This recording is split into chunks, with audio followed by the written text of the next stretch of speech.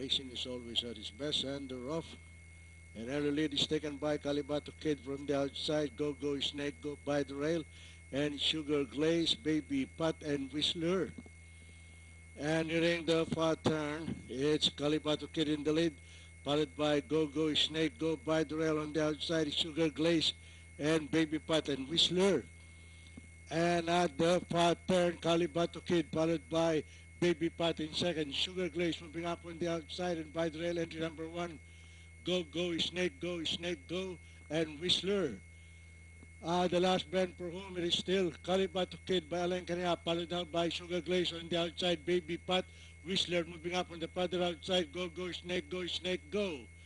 And at the top of the stretch, Calibato Kid and Baby Pat moving up on the inside, Sugar Glaze moving up in between horses.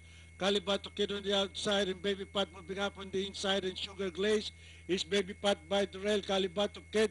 And finally at the payoff line, it's Baby Pat, Calibato Kid, Sugar Glaze, Whistler, and go, Snake, go. Okay.